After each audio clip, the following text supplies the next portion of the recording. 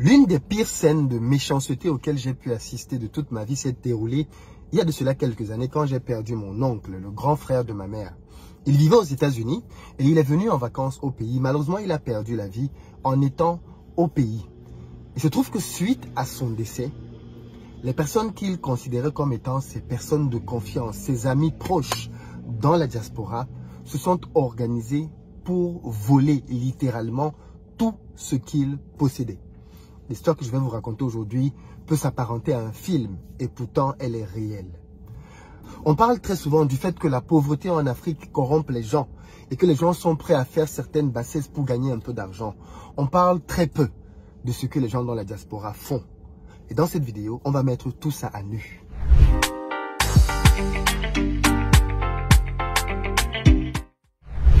Salut à toi, bienvenue sur ma chaîne, moi c'est Philippe Simo. Et si je te parle de business, de mindset, de gestion des finances, parce que c'est grâce à tout ça qu'on va développer notre communauté. Donc si toi aussi, tu veux améliorer tes finances, tu es au très bon endroit. Je t'invite à t'abonner, activer la cloche des notifications et partager massivement les vidéos afin qu'elles puissent continuer d'atteindre un maximum de personnes pour que nous puissions faire la révolution financière de notre continent. Pour ceux d'entre vous qui êtes en Côte d'Ivoire, qui arrivez prochainement à Abidjan, vous le savez déjà, on a sur place une société de location de véhicules et vous pouvez nous contacter au numéro qui s'affiche afin qu'on puisse mettre à votre disposition, en fonction de votre budget, pick-up, SUV, berline avec ou sans chauffeur. Pour ceux d'entre vous qui cherchent un logement, nous avons aussi aujourd'hui un logement qu'on peut mettre à votre disposition de très bon standing. Vous avez le numéro qui s'affiche. Je vais profiter d'ailleurs de ce cadre pour annoncer le fait que désormais, tous ceux d'entre vous qui avez des appartements ou des maisons vides ou pour lesquels vous n'avez pas aujourd'hui de moyens de gagner de l'argent, nous pouvons vous aider à changer ça, à condition que vos biens soient situés dans des bons quartiers.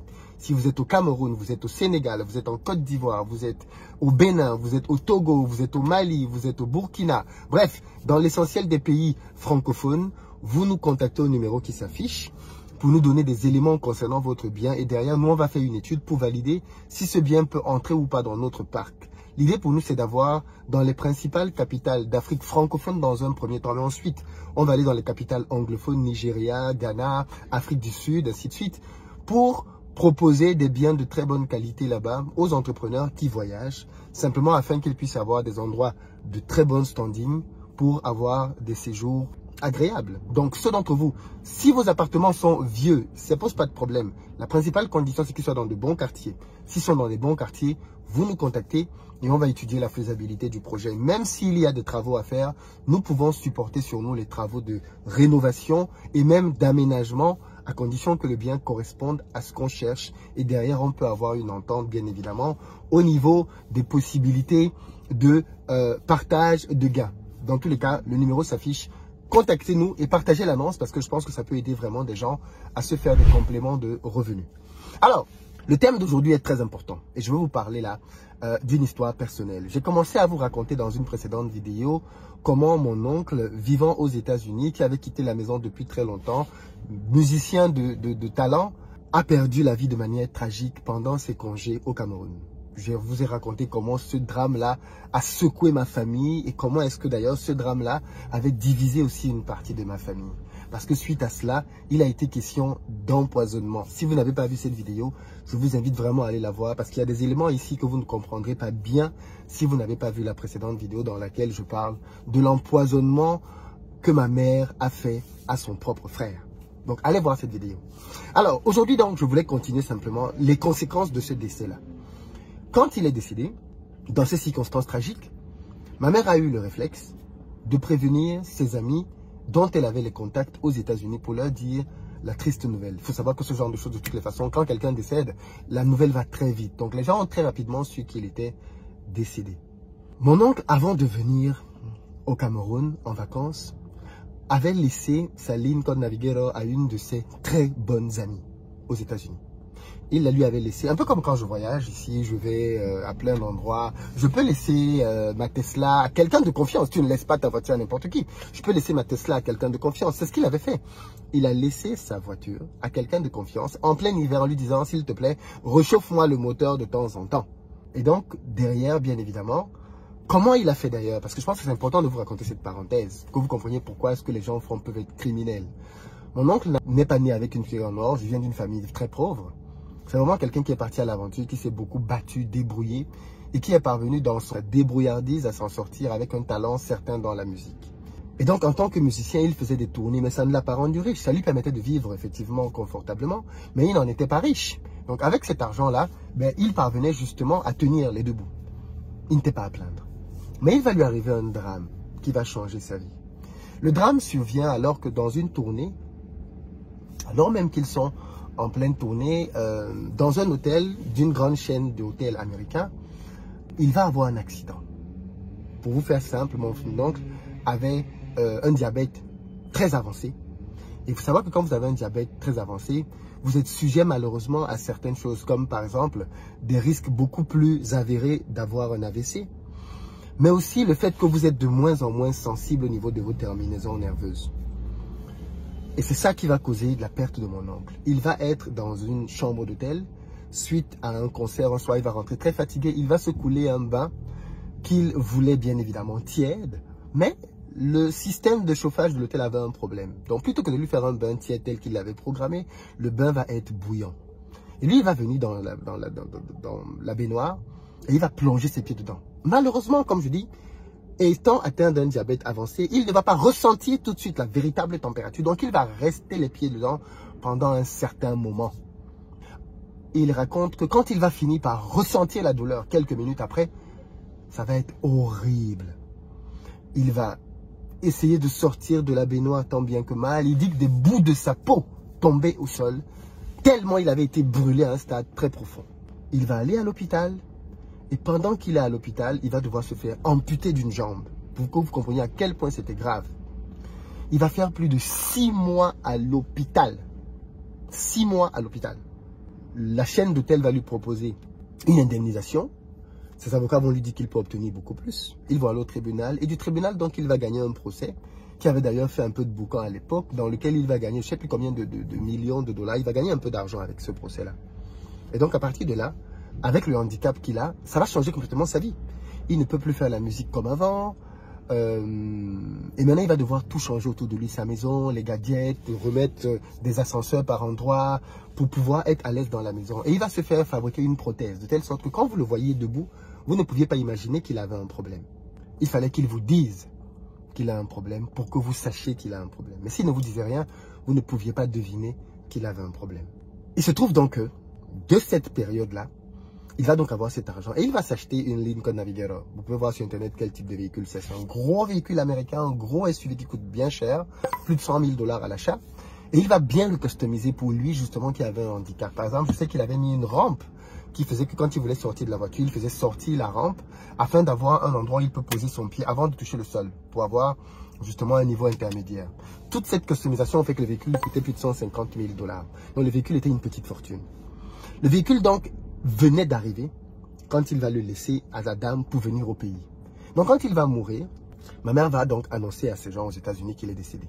Et je pense qu'ils vont se dire, oh, de toutes les façons, maintenant qu'il est mort aux États-Unis, qu'est-ce qui peut bien se passer?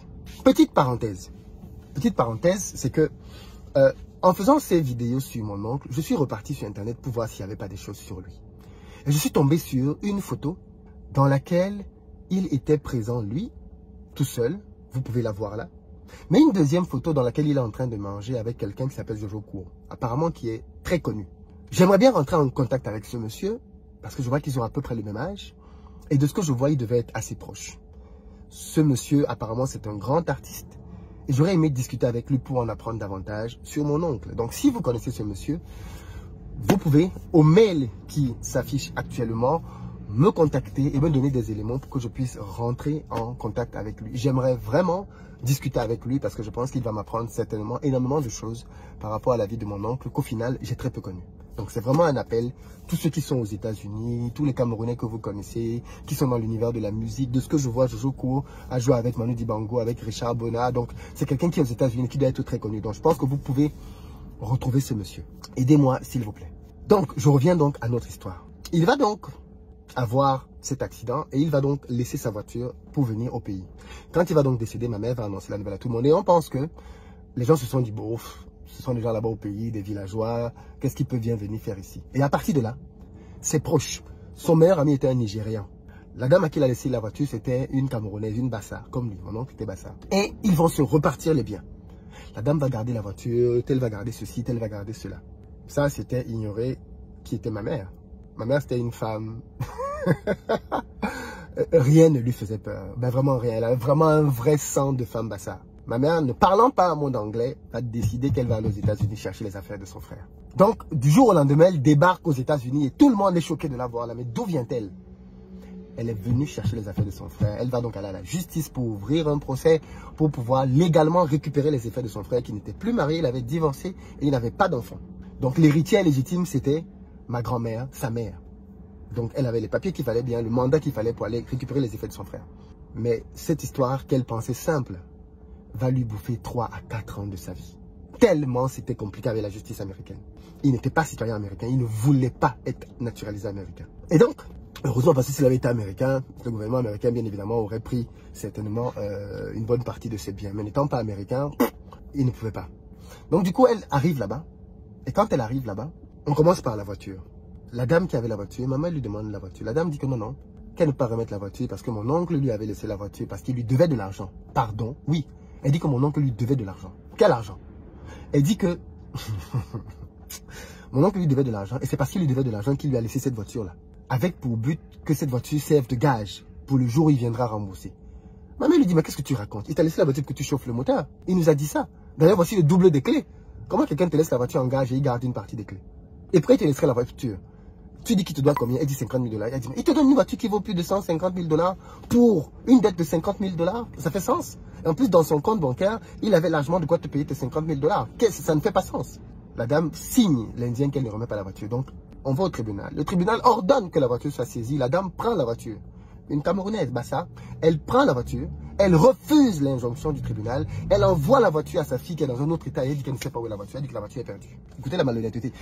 Voilà quelqu'un que tu considères comme étant ton meilleur pote. Il décède. Tu crées une histoire sur son dos.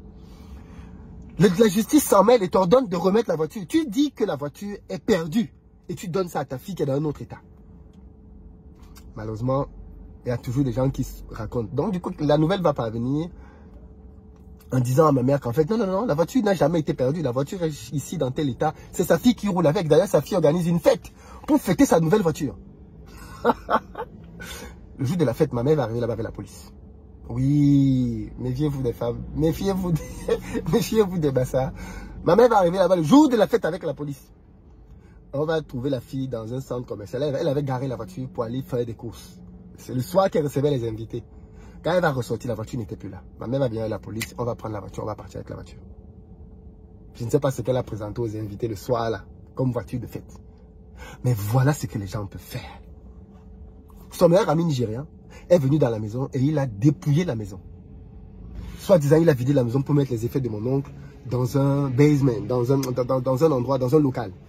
Il a vidé la maison de tout ce qui pouvait être technologique. Puisque mon oncle, quand on l'appelait, il nous montrait son home cinéma. Il avait acheté une grosse télé qui prenait une bonne partie du mur, des enceintes. Il avait plein de gadgets technologiques. Le gars, le Nigérien, a pris tous ces trucs.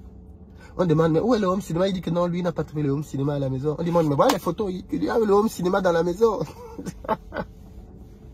Les proches se sont transformés en voleurs. Chacun voulait voler quelque chose de mon oncle.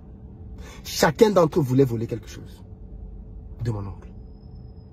Voilà donc la réalité des amitiés. Voilà donc la réalité des relations.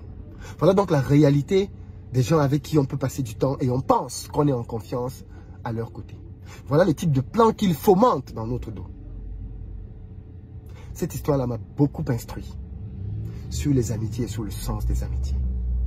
Les gens sont à côté de vous, vous pensez qu'ils vous veulent du bien. Le jour que vous partez, vous fermez les yeux. Ce sont les mêmes, les premiers qui vont tout faire pour déposséder vos enfants de votre héritage. Soi-disant, ce sont des amis. Voilà en tout cas ce que mon oncle a vécu. Ils ont essayé de tout prendre. Ça a été une grosse bataille. Certaines choses, ma mère a laissé tomber parce qu'elle estimait que c'était trop. C'était trop. Et maintenant, il y a eu énormément de personnes. Deuxième volet. Une enfant est sortie de nulle part disant qu'elle était sa fille. Mais cette vidéo va être trop longue. Je vous raconte ça dans la prochaine. Les gens n'ont peur de rien. Quelqu'un est sorti en disant que Je suis sa fille, je suis l'héritière principale.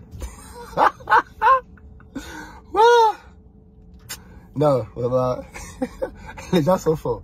Je vous raconte ça dans une prochaine vidéo. Sa fille est sortie de nulle part. Bon, vous allez comprendre tout ça dans la prochaine vidéo.